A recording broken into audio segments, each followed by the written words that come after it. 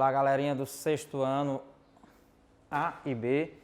Ó, nós aqui de volta na nossa geografia pura e aplicada.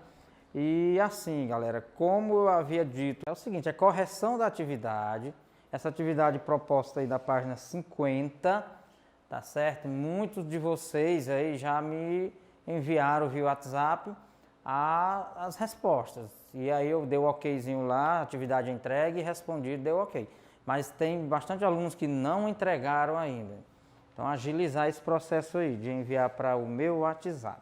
Então, vamos aqui para a resolução das questões. Note que, sempre que a gente vai estar fazendo correção da atividade proposta, é necessário, ou é minha prática, né, como professor de geografia, sempre estar fazendo uma espécie de um resumo do conteúdo na atividade, onde eu não vou estar só puramente colocando a resposta superficial, tá certo? Eu vou estar aprofundando, ou seja, cada questão a gente faz uma interpretação do entendimento dessa questão, em seguida da resposta, tá certo? E aí é uma espécie também de revisão do conteúdo, ok? Então a primeira questão nossa, é necessário que você esteja com o teu livro didático, né, de geografia, é da página 50, conforme eu havia solicitado a vocês, sendo que a primeira questão diz o seguinte: que pontos de referência você ou as pessoas que o acompanham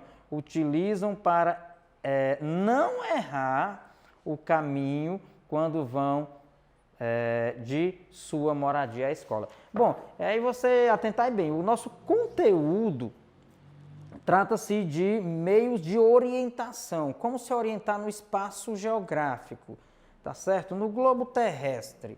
Então, o que é que ocorre? A geografia, ao longo dos tempos, desenvolveram técnicas desde das mais simples, rudimentares até então, né, de séculos e séculos atrás, até os sistemas de orientação modernos. Mas é necessário, como por exemplo, essa primeira questão já vai nos dar uma ideia simples de orientação, de rumo a seguir, que no caso é da sua casa, onde você reside, quer seja aqui na zona urbana do município de Alferraz, ou que seja na zona rural do município de Alferraz, composta aí por várias comunidades, né? Você aí que mora no Genipapeiro, ao se deslocar da sua casa até a nossa escola, obviamente aí por o transporte escolar, quem vem do Quissamar, quem vem da Várzea da Cruz, quem vem da comunidade Roça Velha, aqui mais perto, do Baixão do Umbuzeiro, enfim, ou de alguma rua aqui da sede, né? Rua Claro Maria, Rua Terezinha Rufino, a Praça da Liberdade. O que é que ocorre? A pergunta é bem simples. Que pontos de referência você usa para chegar até a escola, né? Pontos de referência são pontos de destaque, que faz você lembrar o local a chegar, como também no sentido de ir e vir, colocando ponto de destaque ou pontos de referência. Bom, você pode muito bem dizer como resposta, né? Essa resposta aqui da questão 1, gente, ela é pessoal, porque varia bastante de onde você mora. Repito, zona urbana, zona rural. Então, você vai estar usando pontos de referência. Você pode muito bem dizer, por exemplo, qual é o ponto de referência para a sua escola. Você pode dizer, professor, a igreja local, a igreja aqui à frente da escola é um ponto de referência, né?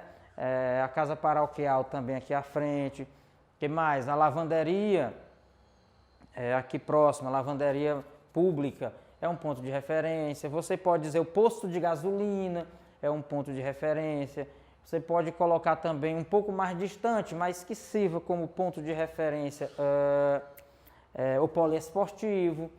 E por aí vai. Isso aí é pessoal, é uma visão geográfica de orientação dado as aprendizagens comigo aqui, né?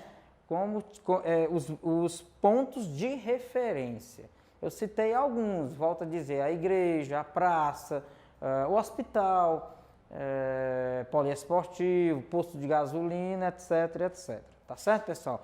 Então, são pontos quer seja prédios ou árvores, enfim, algum elemento geográfico que faz com que você tenha noção do rumo da sua escola, da localização da sua escola. Então, essa é a resposta adequada, né? Os pontos de referência, você pode colocar, repito, e mais uma vez, a igreja, a lavanderia pública, posto de gasolina, poliesportivo. Quem mora na zona rural pode usar algum acidente geográfico, por exemplo, um morro, uma colina, alguma árvore na estrada, que você memoriza que faz parte do caminho a se chegar na sua escola, de onde você sai da sua casa, tá certo? Então, a questão 2, passando para a questão 2. A questão 2 diz o seguinte: explique por que a determinação dos pontos cardeais, colaterais e subcolaterais no espaço terrestre depende de pontos de referência. Então, vamos lá, vamos aqui fazer a interpretação da questão para a gente colocar aqui construir uma resposta adequada ao questionamento, à pergunta, né? Que diz o seguinte: explicar por que a determinação desses pontos cardeais, colaterais, subcolaterais, né, no espaço terrestre depende de um ponto de referência. Depende mesmo. Por quê? Vamos raciocinar aqui, galera, estudantes de geografia, assim como eu. Quer dizer, um ponto de referência é que vai... veja bem, o ponto de referência, volto a dizer, pode ser um acidente geográfico, pode ser um marco numa cidade de construção civil, um hospital aqui à frente, próxima à escola tem um hospital. Então, um ponto de referência é que você, a partir desse ponto de referência, você, enquanto estudante de geografia, irá determinar os pontos cardeais, colaterais e subcolaterais, para, a partir daí, você ter a ideia de rumo a seguir. Qual é o rumo? É o norte? É o sul? É o leste? É o sudeste? É o centro-oeste?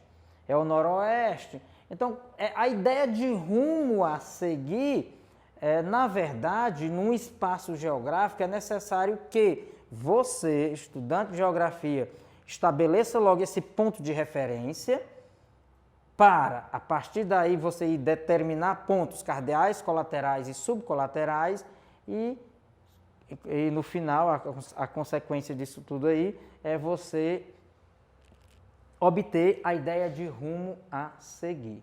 Então, é a questão 2 aí da tua atividade, tá certo? Quem respondeu nesse contexto, bacana, tá legal. Quem não respondeu assim, você visualiza mais algumas vezes aí a videoaula aqui, né, essa explanação da atividade, e aí você pega, constrói, pega, rabisca aí a sua resposta, né, baseado na oratória, no que eu estou falando aqui, tá certo? Então, mais uma vez, frisando aí a questão 2, né, vamos mastigar ela direitinho aqui, explicar porque a determinação dos pontos, os 3, cardeais, colaterais, não é, da superfície terrestre, nos espaços terrestres, depende do ponto de referência. Para finalizar, um ponto de referência, ele vai determinar para você os pontos cardeais, colaterais e subcolaterais. Para, a partir daí, você ter a ideia de rumo a seguir. E volto a dizer, quais são os rumos? São vários, norte, sul, leste, oeste, tá certo? Que são os pontos cardeais. Aí vem os subcolaterais, aliás, são os pontos cardeais, norte, sul, leste, oeste. Os colaterais é o nordeste, é o sudeste, é o sudoeste, é o noroeste. Aí depois você vai os pontos subcolaterais, que aí você fecha a construção da Rosa dos Ventos, né? Norte, nordeste, sul, sudeste e por aí vai. A questão 3 da tua atividade, vamos lá. A questão 3 diz o seguinte: descreva o que é o polo magnético do norte. Gente, estamos falando da bússola. É um equipamento, um aparelhozinho, obviamente inventado aí pelos chineses, que tem uma cultura milenar, os chineses. Então, diz a história que esse instrumento de orientação, onde é um reloginho com com uma agulha imantada, né? Que essa agulha vai estar sempre apontando em direção ao norte, tá certo? Que foi criado, é do conhecimento chinês, né? Da civilização chinesa. E diz o seguinte, para você descrever o que é esse polo magnético do norte. Você folheou o seu livro, quem folheou o livro aí, com certeza está aqui na página 41. Né? Essa agulha imantada que está sempre apontada em direção ao norte, esse ponto ele funciona como um imã. Né? O ponto no norte, onde a agulha aponta, funciona como um imã, onde esse imã tem uma função, atrair a agulha da bússola em sua direção. Ou seja, volto a dizer, esse ponto funciona como um imã que atrai a agulha da bússola para a sua direção. Isso está na página 41. Gente, até para facilitar um pouco para vocês, a página 41, você vê aqui, ó, no final desse parágrafo aqui, a função dessa agulha com a direção sempre para o norte da bússola, tá certo? Só para frisar mais uma vez, repetindo aqui, é como um imã, e este imã atrai a ponta da agulha sempre para a direção norte. E perceberam que o centro da Terra, né, as camadas do planeta Terra, que é a crosta terrestre, que é o manto e o núcleo. Aí perceberam-se há muito tempo atrás que o centro do planeta Terra, a parte central, que é o núcleo central, tem composto por níquel e ferro, né? Ele tem a função de imã, né?